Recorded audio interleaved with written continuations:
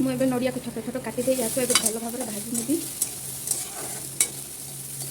या पूरा golden brown होगा पर्यंत मुझे भाजी नेबी। मुझे किसी चीनी ऐड कर नौची। देखिए आप भल भाव में भाजी ने गोल्डन ब्राउन कलर होगा पर्यंत। आपंकर जेपर्यंत गोल्डन ब्राउन होते आपंकर चीनी भी पूरा मेल्ट हो पूरा आपंकर नड़िया सहित मिसीज। देखो ये मोर गोल्डन ब्राउन कलर ही आसूसी। देखो मोर पूरा गोल्डन ब्राउन हो जाए चीनी मिसी जाइए। मुझे ओल्है नेबी गोटे पात्र में। देखो मोर पूरा नड़िया रेडी हो जाइए। एवं कड़ाई को गरम होगा छाड़ी देती। मुझे किसी सुजी भाजी नेबी। मोर कड़ाई गरम हो जाए मुझे किसी अल्प तेल नहीं या किसी समय गरम होगा छाड़ीदेवी। मोर तेल गरम हो मुझे सुजी किसी नहीं जाऊँगी।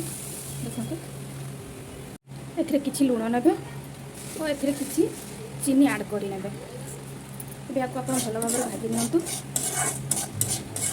ये आपको जेपर्यंत गोल्डन ब्राउन कलर है ना तो आप भाजी दिंतु।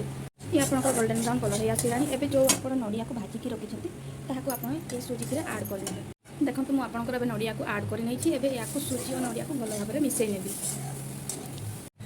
मुझे किसी पानी ऐड कर नौची।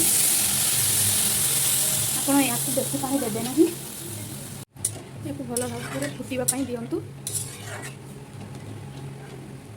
ये देखो आपंकर हो आसला या आगे सुखापी देवे। ये देखो आपंकर सुखीगला या आप ठंडा हाँवाई छाड़ीदे।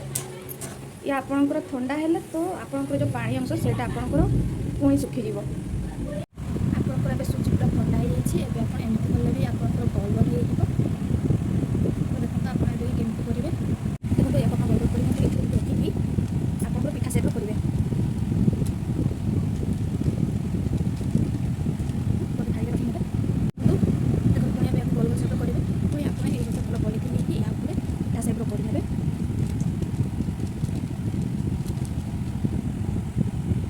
देखो तो मोर पूरा पिठा सेबला रेडी हो मुझे या किसी तेल फ्राए करी। देखो तो ये तेल गरम होगा छाड़ी दूसरी। या आपंकर भल भाव में गरम होगा छाड़ीदेवी।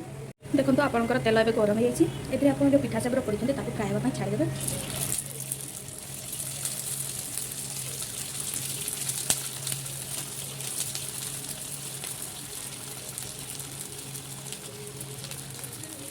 फ्राए होगा छाड़ीदेवे गोल्डन ब्राउन कलर होगा पर्यटन।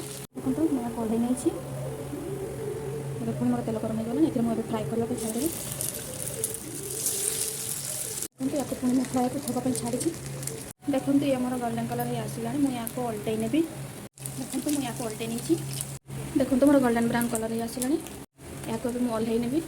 देखो मोर ए सुजी पिठा रेडी हो जाए तो आपको निश्चय ट्राए करके देखिए और केमिति लगिला कमेंट सेक्शन में जनइबे। आप निहाती बनई खाई देखिए। यदि आपको ये रेसिपी भल लगी था तो कमेंट सेक्शन में जनइबे एवं भल लगी था तो लाइक करंतु सब्सक्राइब करंतु ताकि आपको न्यू न्यू अपडेट्स मिल पारिबो।